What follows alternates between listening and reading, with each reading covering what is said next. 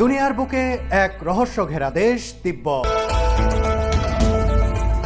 দুর্গম পাহাড়ি জনপদ, বৌদ্ধ লামাদের নিভৃতচারী জীবন আর সর্বোপরি পর্যটক প্রবেশে দীর্ঘ নিষেধাজ্ঞার কারণে শত শত বছর ধরে গোটা দুনিয়া থেকেই যেন আড়ালে রয়ে গেছে হিমালয় কোলের এই অঞ্চলটি।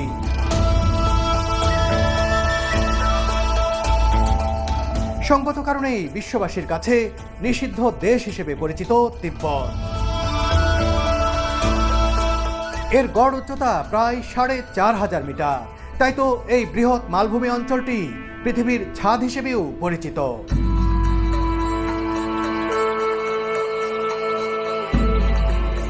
বর্তমানে এটি চীনের স্বায়ত্তশাসিত অঞ্চল হলেও এর রয়েছে বহুকালের পুরনো, স্বতন্ত্র ও সমৃদ্ধ ইতিহাস।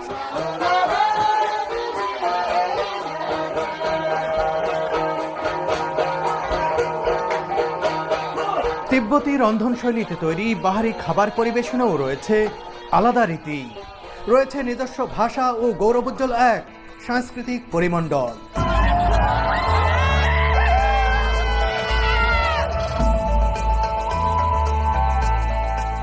তিব্বতের রাজধানী শহর লাসাকে নিষিদ্ধ শহরও বলা হয়ে থাকে। বহুকাল ধরে এটি বৌদ্ধ ধর্মাবলম্বীদের কাছে গুরুত্বপূর্ণ এক তীর্থস্থান।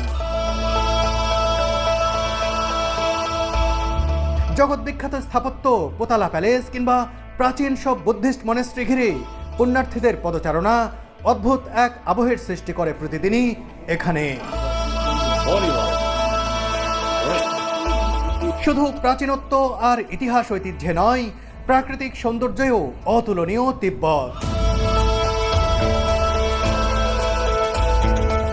এর পরতে পরতে ছড়িয়ে রয়েছে রহস্য আর অদেখা সৌন্দর্যের অজস্র উপাদান। বরফে ঢাকা পাহাড়, নীলাভ জলের লেক আর ব্যতিক্রমী জনজীবনের চিত্র প্রবলভাবে আকর্ষণ করে ভ্রমণ পিপাসুদের। আর এই দুর্বার আকর্ষণের টানেই সব জল্পনা কল্পনার অবসান ঘটিয়ে প্রথম বাংলাদেশি কন্টেন্ট ক্রিয়েটর হিসেবে আমি পা রেখেছি তিব্বতের মাটিতে।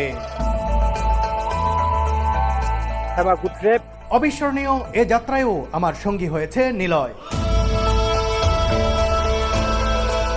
তিব্বতের দুর্গম গ্রাম শহর আর ফসলের মাঠ পেরিয়ে আমরা আরোহণ করেছি মাউন্ট এভারেস্ট বেস ক্যাম্পে। নিজ চোখে দেখেছি এভারেস্ট শৃঙ্গ। তিব্বত ভ্রমণের রহস্যময় আর চমকপ্রদ গল্পগুলো একে একে তুলে ধরবো আপনাদের সামনে।